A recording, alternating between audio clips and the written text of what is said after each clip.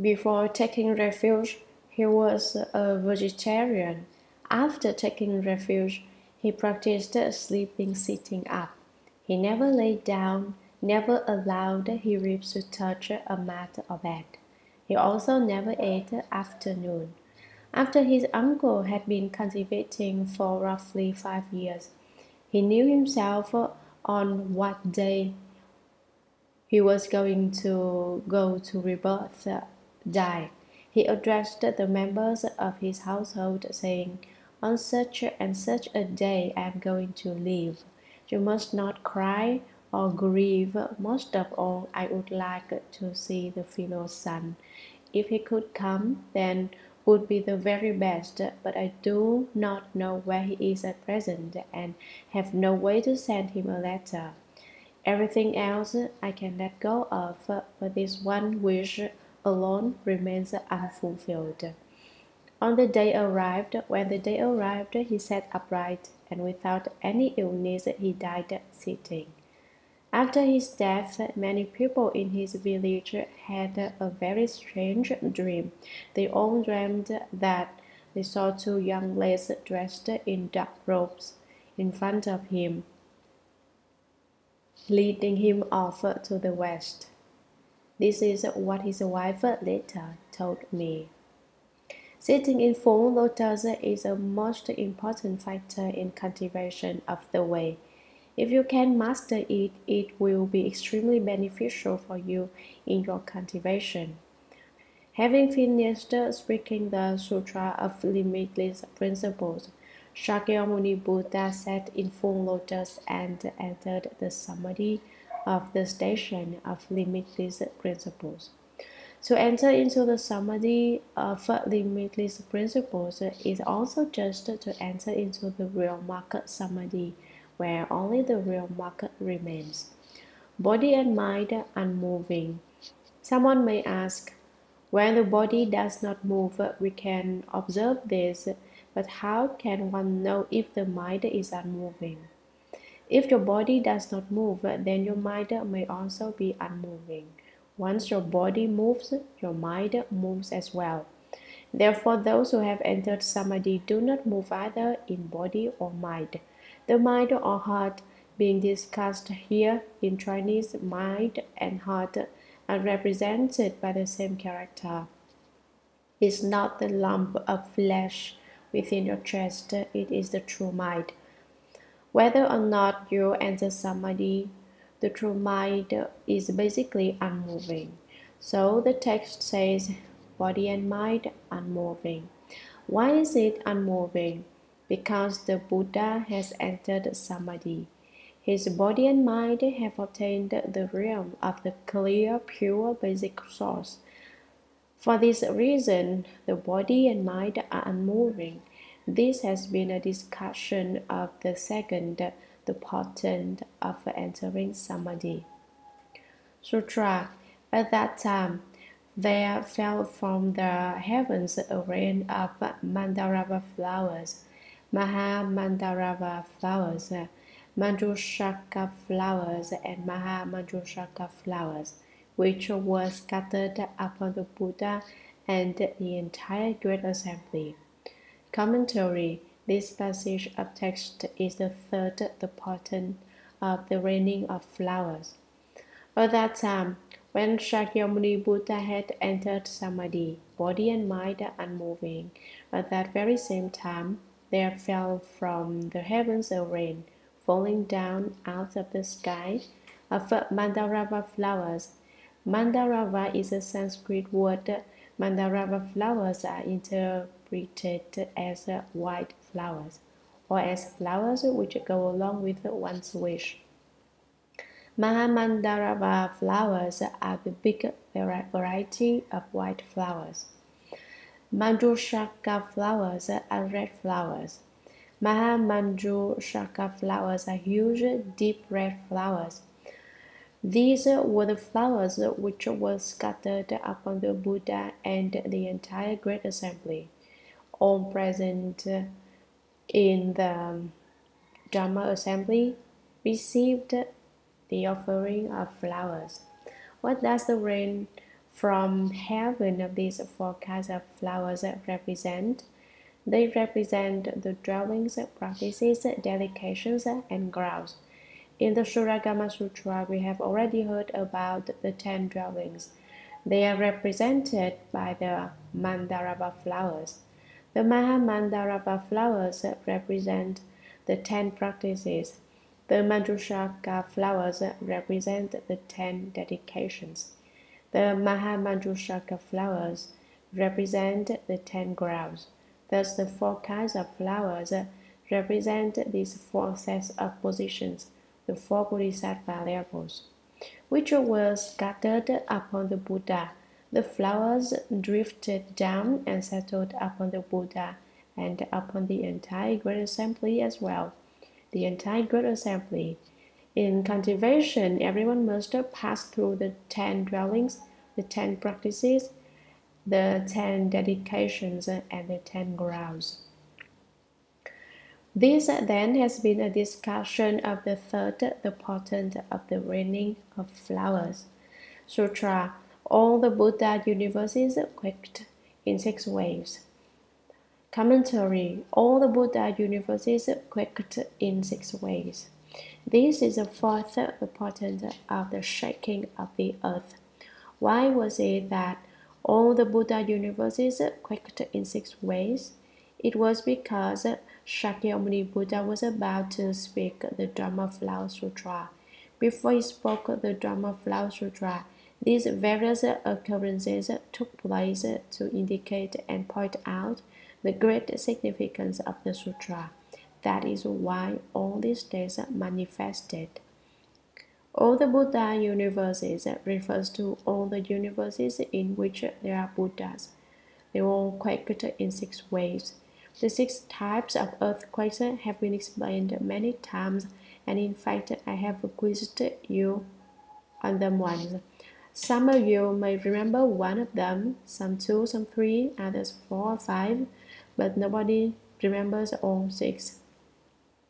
Now I am not going to ask you if you know them. I'll just go ahead and tell you again.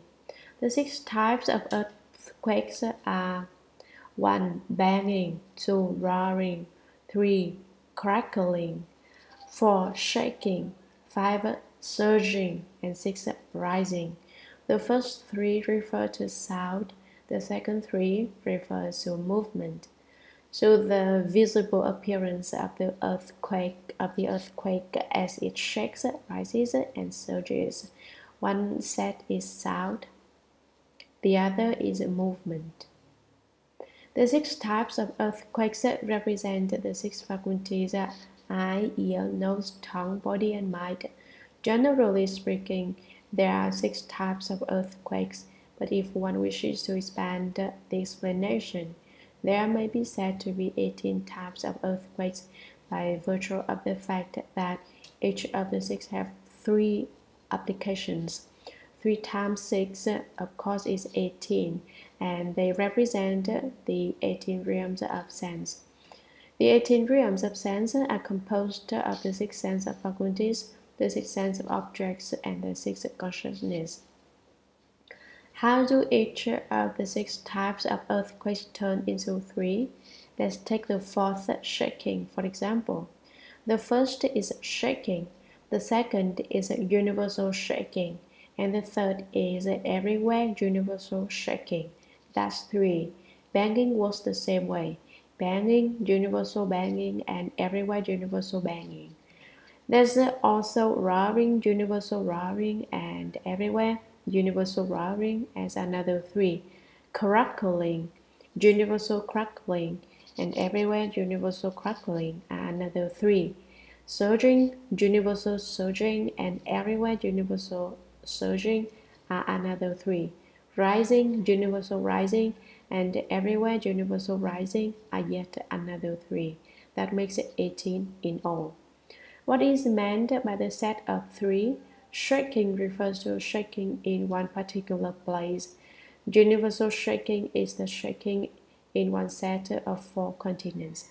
Jambudvipa in the south, Usarakuru in the north, Aparagodaniya in the west, and Purvavidya in the east. When the four great continents shake, that is termed universal shaking. However, universal shaking refers to only one set of four continents. Everywhere universal shaking refers to shaking throughout the entire 3,000 great thousand worlds. They all shake. The six types of earthquakes taking place to the ends of empty space and throughout the Dharma realm is termed everywhere universal shaking. The six types of earthquakes also represent the four levels, the 10 dwellings, the 10 practices, the 10 dedications, and the 10 grounds, with the addition of equal enlightenment and wonderful enlightenment, a total of 6 positions. What does the quaking represent? It represents the breaking up of our ignorance, because as you break through 6 levels, the 6 positions, you break through ignorance 6 times. Each time you break through it, it diminishes. Thus, they are called the 6 types of earthquakes. Everyone northeast in Chen undergoes these 6 types of earthquakes. Those who do not sit in Chen may also experience them. They represent the 6 sense faculties: ear, eye, ear, nose, tongue, body, and mind. These are the 6 types of earthquakes. Let's discuss the term surging. When there is surging in the east, there is sinking in the west. The east surges up and the west sinks. The movement begins in the east. The east is associated with the wood and wood with the color green. In the human body, the color green is associated with the liver. Thus, the liver is associated with the wood. The liver is associated with the eyes, and so this deals with the eye faculty. The south is associated with the color red. The south and the color red are associated with the heart and fire. Fire is red and is associated with the human heart. The heart is associated with the tongue. The tongue is red. The west is associated with the white and metal. Within the human body, metal is associated with the lungs. The lungs are white in color. Of the 6 sense faculties, the nose is associated with the lungs. When the merit of the eyes arises, the afflictions of the nose are wiped away. When the afflictions of the eyes disperse, the merit of the nose arises. Each of the 6 faculties has its own merits. The merits of the eye, ear, nose, and tongue are discussed later on in the Dharma Sutra. They are discussed as in the Suragama Sutra as well. So when the merit arises, afflictions are wiped away. When afflictions arise, merit is wiped away, so they interact without quaking. The north is associated with the color black water. In the human body, the color black is associated with the kidneys. The kidneys are associated with the ear faculty. With relation to the ear and tongue, when the merit of the ear arises, the afflictions of the tongue are wiped away. When the merit of the tongue arises, the afflictions of the ear are wiped away. They interrelate with regard to merit and affliction. The 4 directions are represented by the body and the center by the mind. The body is complete with the 4 faculties, and the mind conceptualizes through them. So the 10 dwellings, the 10 practices, the 10 dedications, the 10 grounds, equal enlightenment, and wonderful enlightenment are represented by the 6 types of earthquakes. The eye, ear, nose, tongue, body, and mind are also represented by the 6 types of earthquakes. The inner quakings take place in the 6 faculties. The outer quakings have 3 involving movement and 3 involving sound. A lot could be said about them, but today we will stop here. All the Buddha once quaked in 6 ways. This is the fourth the pattern of the shaking of the earth. The 6 types of earthquakes represent quaking at the gates of the 6 sense faculties. The 6 sense faculties, eye, ear, nose, tongue, body, and mind interact to aid one another. One could also say that they have formed themselves into a party, banded together like the lamb and the bay. What is meant by banded together like the lamb and the bay? The 2 animals, the lamb and the bay, must be together in order to walk. If they are not together, they can't walk. Why? Because the lamb and the bay are unlike ordinary wolves. The lamb has only 4 legs and the bay has only hind legs. The 2 of them must get together in order to walk. So it is said, banded together like the lamb and the bay. The eye, ear, nose, tongue, body, and mind, the 6 sense faculties, are also this way. They can do evil deeds and they can also do good deeds. When they run downhill, they can drag your Dharma body with them into hell, or perhaps into the realm of hungry ghosts or the animal kingdom. This happens all because the eye, ear, nose, tongue, body, and mind have taken you there. When one realizes Buddhahood, it is also because of the eye, ear, nose, tongue, body, and mind cooperating with each other. They are no longer like the lamb and the bay banding together for criminal purposes, but they function as a cooperative organization. You have them and they help you. For example, as I said earlier, when the merit of the nose arises, the afflictions of the eyes are wiped away. When the merit of the eyes arises, the afflictions of the nose are wiped away. What is meant by the afflictions of the eyes and the afflictions of the nose? The afflictions of the eyes. When you see things you like but cannot obtain them, then there is affliction. When you see them, you give rise to a heart of greed. Your eyes see them, but your heart gives rise to greed, and so this type of affliction is created because of the eyes. Then what is meant by the merit of the eyes? The merit of the eye. When your eyes read the sutras, you think the sutras are truly fine. I'm going to read them. And your legs help your heart to understand the doctrines in the sutras. When your eyes see images of the Buddha, you then bow to the Buddha. Why did you bow to the Buddha? Because your eyes saw the image of the Buddha and so you wished to pay reverence and make offerings. This came about through the merit of the eyes. The eyes can help you, and so can the nose, the ears, the tongue, the body, and the mind. All of the 6 sense faculties work in the same way with the same power. They can help you or they can destroy you. It depends upon what you do. If you base your actions on wholesome merit and virtue, the eye, ear, nose, tongue, body, and mind will help you do acts of wholesome merit and virtue. If you operate from a base of transgression, offense, and error, the eye, ear, nose, tongue, body, and mind will also come to your aid in doing acts of transgression, offense, and error. For this reason, the Suragama Sutra says, if you fall into hell, it's because of your 6 sense faculties. If you realize Buddhahood, it's also because of your 6 sense faculties, nothing else. So, when I say that stupidity is just wisdom, the principle is the same as that of the use of the 6 sense faculties. When you've heard sutras explained for a while, you will reach the point where comprehending one point, you will comprehend all. Understanding one, you will understand all. Knowing one, you will know all. Awakening to one, you will awaken to all.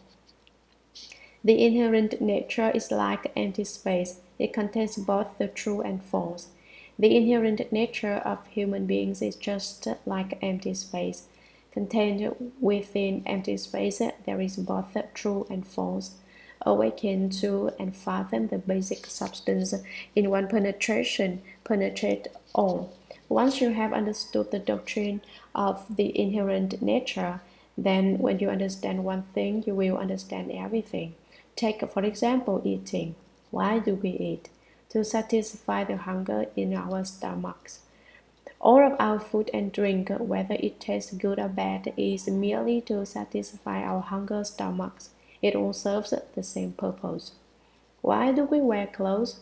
To keep out the cold. No matter what kind of clothes you wear, they all serve the purpose of protecting you from the cold. Now, everyone needs to eat, wear clothes, and sleep, and we look upon these three things as extremely important. Why? Because without them, our every lives are in danger. We should now look upon our study of the Buddha Dharma as important as eating, as important as wearing clothes, and as important as sleeping. Without the Buddha Dharma, our inherent natures are in danger. We must employ our six sense faculties in the quest of the supreme way of enlightenment, and then it may be said that the great earth quaked in 6 ways.